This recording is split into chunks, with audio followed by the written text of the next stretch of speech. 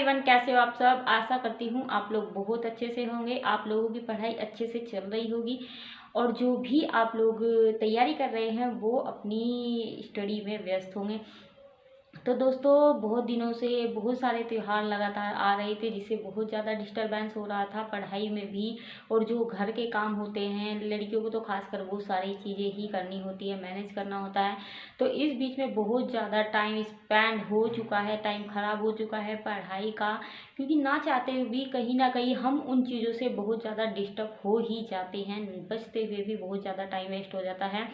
तो वो सारी चीज़ें थी, लेकिन अब ज़्यादातर जितने भी बड़े त्यौहार हैं वो जा चुके हैं, चाहे उसमें दशहरा हो, रक्षाबंधन हो, दीपावली हो, छठ पूजा हो, कोई भी त्यौहार हो, वो सारे के सारे अब जा चुके हैं। तो आप लोग लग जाइए और पढ़ाई में अपनी कंटिन्यूसली तैयारी करते रहिए। और अब मैं बात करती हूँ अपने यूपी पीसीएस के एग्ज़ाम की, क्योंकि बिल्कुल भी वीडियो बनाने का टाइम नहीं मिला है। और ये हैं मेरे सारे के सारे पेपर नो डाउट अच्छा था, ये भी नहीं कह सकती कि ऐसा आ गया था कि बिल्कुल भी समझ में नहीं रहा था क्या पढ़ना है क्या है। ऐसा लग रहा हो कि कोई क्वेश्चन ऐसा हो जो मतलब ऐसा था कि कभी पढ़ाई नहीं, बिल्कुल भी ऐसा नहीं था।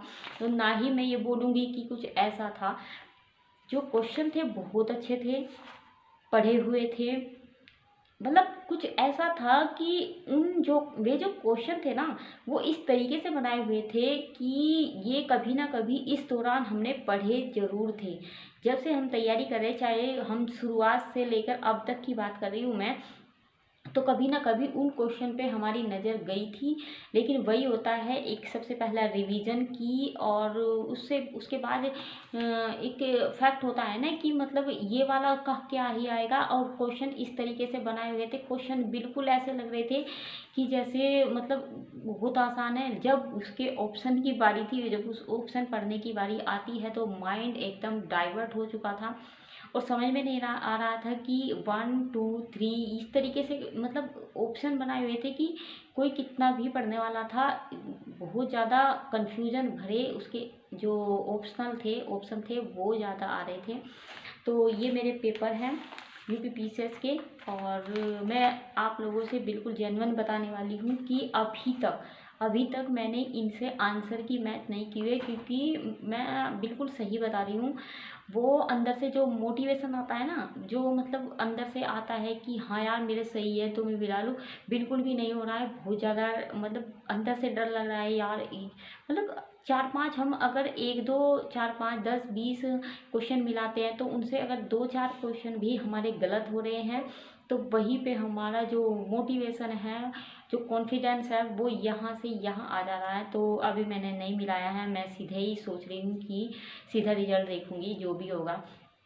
वैसे मुझे नहीं लगता कि हो पाएगा, क्योंकि इतना अच्छा मेरा एग्ज़ाम नहीं। और मैंने ज़्यादातर इतने अटैम्प्ट भी नहीं किए, 100 मैंने शायद अटैम्प्ट किए हैं, तो मुझे नहीं लगता। तो दोस्तों, अब मैं लास्ट में आपसे यही कहना चाहती हूँ कि अब मैं अपने बारे में बताती हूँ। तो मैं अब सोच रही हूँ कि मैं शुरू से रीस्टार्ट करूँ। जो गलतियाँ हो गई उन पे मिट्टी डालो और आगे बढ़ो, क्योंकि जो हमारा टाइम चला गया है ना, वो वापस तो नहीं आने वाला है। लेकिन जो आने वाला है वो ज़रूर हम उसको अच्छा बेहतर बनाने की कोशिश कर सकते हैं।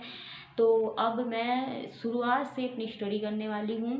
शुरुआत से अपने जितने भी मेरे कंप्लीट हैं नोट्स, उनका रिवीजन करने वाली हूँ। और मैंने ज्योग्राफी की आप लोगों से मैंने शॉर्ट वीडियो भी डाली थी।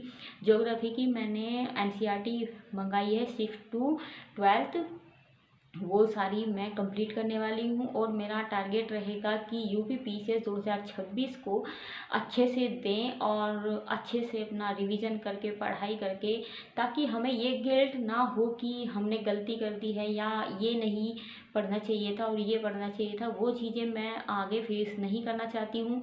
इस वजह से ही आप लोगों से मैं ये बातें शेयर कर रही हूँ। तो बताइए, और डेली आप लोगों को एक वीडियो डालने की कोशिश करूँगी। जो भी मेरी जर्नी होगी, छोटी बड़ी जैसे भी मैं आप लोगों से शेयर कर सकती हूँ, ऐसे कोशिश करूँगी करने की।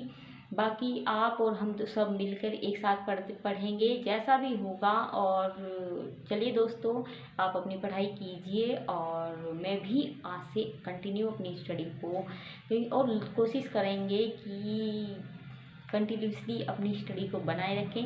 तो तब तक के लिए दोस्तों अपनी स्टडी करिए और अपना ख्याल रखिए। बाय।